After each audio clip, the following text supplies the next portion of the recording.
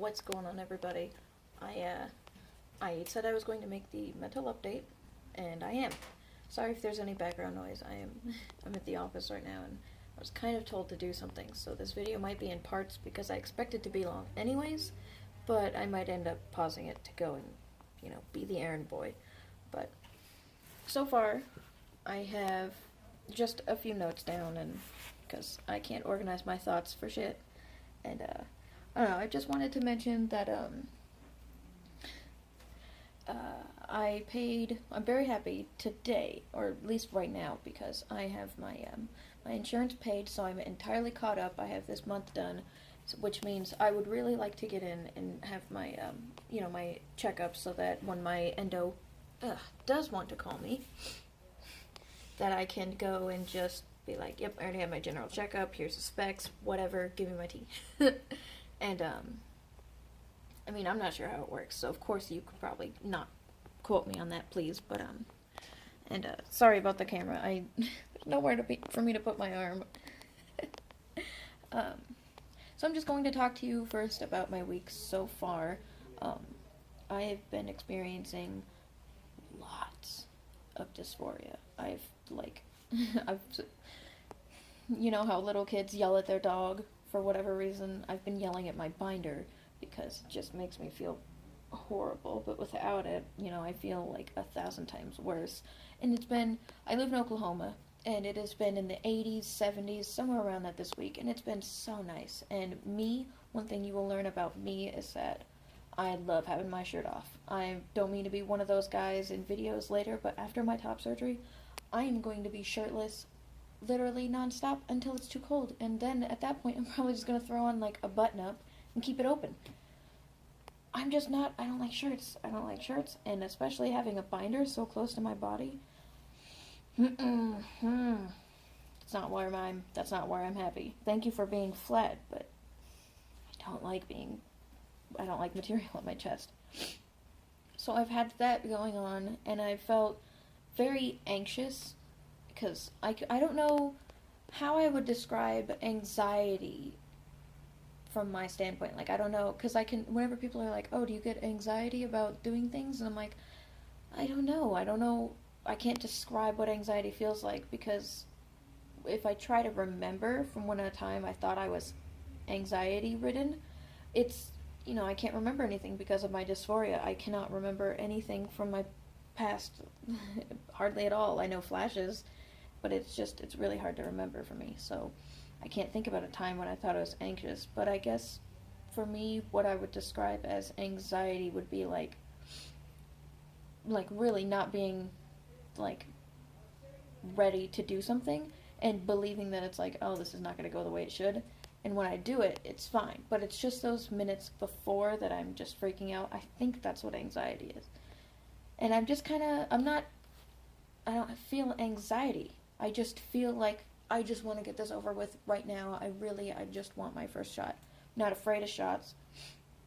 Doing it myself, maybe, but I would love to go in for subcutaneous shots because of the area that you put them in, and also how small the needle is, which is the point of subcutaneous, because it's not intramuscular, so it doesn't have to be very long. So, which is another good method for you who may be afraid of needles or have needle anxiety. Subcutaneous shots, like those needles, they're mostly for what you give to a dog when you go and give them their shots. So I would love to do subcutaneous shots. Doesn't scare me at all, even if I did intramuscular. I just want it. I want it so bad. I want tea more than anything. And I just envelop myself every single day with all you beautiful guys' my this long on tea videos, or my journey through no tea to tea, and that's just literally, those are my favorite videos on YouTube. So if you have those kind of videos on your channel, drop it in the comments and I will come check it out, because I hunt for those like a rabid dog. I love those videos. It just makes me so much more excited about doing testosterone, but at the same time, I think it gives me a really bad mental shift when I watch them and when I just go in through just binge watching them, I think it puts me in a bad place because then I get upset that I can't have that. And it's not even that I can't have that, it's that I don't know when I'm going to be able to get mine. And that I'm just kind of in this weird, like, bubble of lost in translation, you know? I've been really anxious about getting it. Which would put me into body shaming myself. I've just been so bothered by my hips and, like, my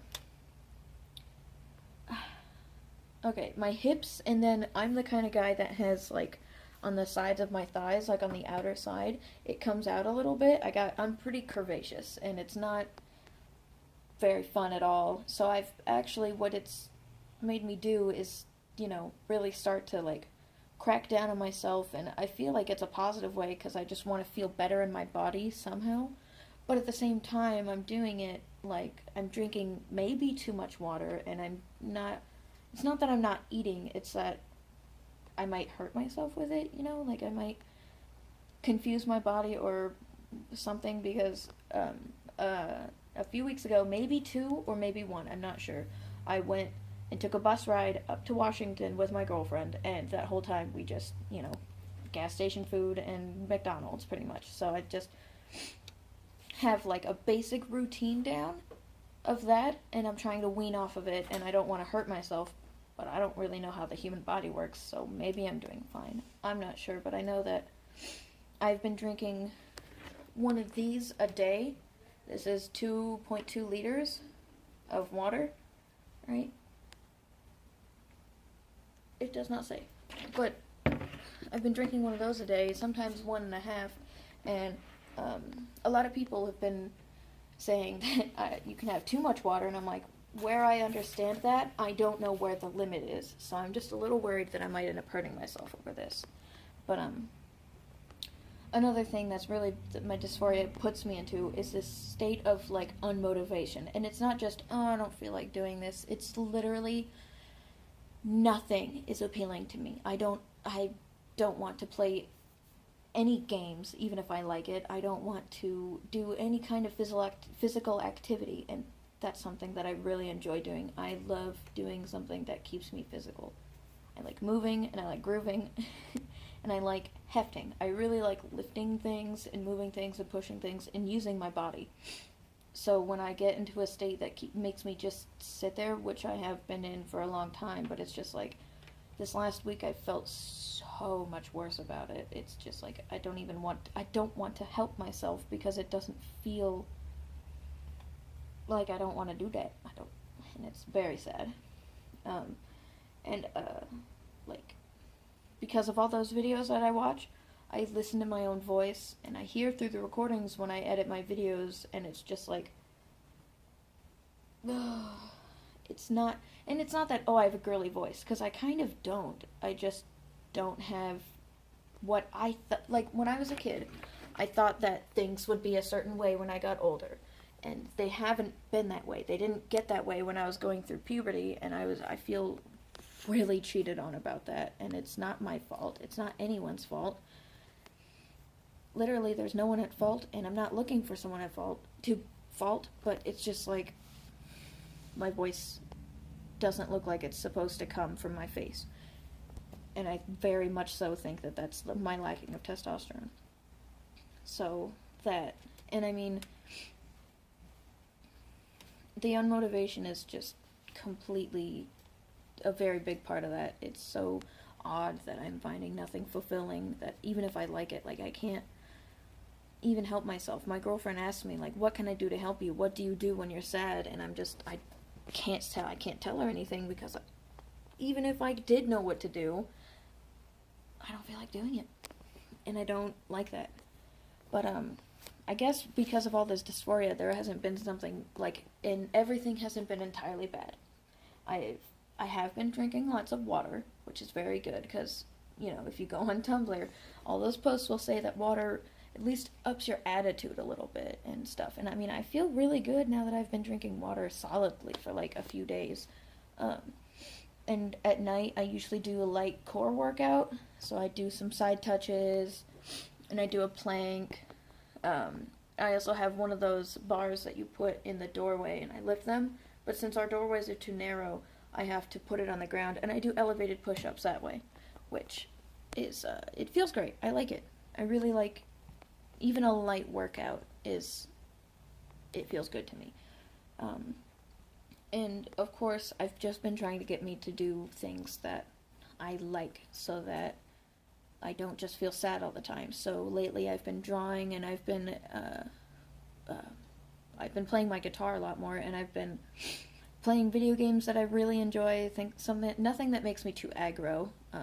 If you know what Injustice is, because I love comic books, so I play Injustice: Gods Among Us, and that game kind of makes me rage pretty hard. So I haven't played that for a while. I don't want to be too angry. And I mean, I've been working on my YouTube channel, and I've been working on kind of getting myself out there in the trans community, because that is something the idea has made me very happy and excited. So for me to want to do things like that, and I think I've done some good for someone who doesn't really know what to do on YouTube. Like I've got some thumbnails, and I got some good tagging down, and I think that's helping. And I think that's also just the pure fact that I'm working on something, keeping myself busy, is really helping me keep my mind off of all this body dysphoria that I'm feeling. In these in-between moments of either extreme amounts of dysphoria or just even happiness, like I just get sad. Like I've been getting really sad lately because I just, I want my turn. I want my testosterone, but it's not happening, so I just get sad. But I mean, through all this sad and all this, depression, I can feel it. There's this small glimpse of hope and this small, like, fire that I'm just like, I want this so bad. I know I have to work for it. So I've been motivated. I've been very motivated and inspired, actually, from all those videos that I watch, and I just scour YouTube and Tumblr for, like, all these other trans guys, because that's one thing that I noticed that I want a lot. I want attention from the trans community, and I want brothers to talk to and look at and get examples from, because, I mean, it's not like I want to be a cis man. I want to be just a good man, and not just, like, because I don't buy it. You don't owe anyone, and not could be, like, hold doors open for people. Like, I just do that because, oh, you're coming. Keeps it open for you. I don't know why, I just do it because it's courteous. And, like, because I don't want to be one of those guys that goes stealth and disappears forever. Like, I'm not trying to be cis. I'm just trying to be happy. So I've been finding, a lot of inspiration from the trans community and other trans guys, but in all of that, I do find some jealousy and impatience, because, like, there's no amount of jealousy to where it's like, I don't think that fuck you, it's, I'm so happy for you and your happiness and your comfortability, because I know what it's like to not be comfortable in your own body, or listening to yourself, or looking at yourself. So to see people like that and happy, it makes me feel so good. But through all of that good, there's, like, hints, of course, of natural jealousy, because I want my turn too. But I'm just trying to stay very positive of it. And to be honest, lately, it used to happen to me a lot. Before I came out, when I was identified as a lesbian, I used to get very jealous of other guys and cis guys, because it's just like, why wasn't I born with that? And I'll look at them and they'll be doing something stupid, or I'll see something on YouTube of these guys, and it's like, you have something that many people would really like, and you are wasting it on this? It just kind of blows me away, and that's where the jealousy mostly stems from, is people who do things and take things for granted when others could really use what they have. Even if it's impossible to give them that, it's just like, you need to appreciate yourself and your life a lot more. And that's mostly where I'm at mental-wise, but through all of this, like, thinking and basically just existing, I found that during my life when I was pre-trans, basically, when I didn't have that identity. I grew up, and of course I wanted to be man. Who wants to be, like, trans? Like, that doesn't sound... It's fun once you're here, minus all of the hate, but it's a good life. It's just, leading up to it, of course, you're just like, no, I just want to be a man. Because, I didn't even know what trans was until I was, like, 12, when cosplayers that I'd liked started to come out and transition, and, there was actually, I think, about 2 trans kids that went to my school, so, I have this thing where I like to push things out of my consciousness if I know it's really true about myself. So when I started seeing all these like trans people pop up in my life, it was just like I started to push them away and really not focus on that. And I can't tell you why. It's just I was like, oh, nope, nope. But I didn't even know about any of that until I was 12, and I had already hit puberty. I think I started female puberty when I was like 11 or so, 11 maybe just before I turned 12. It was pretty rough.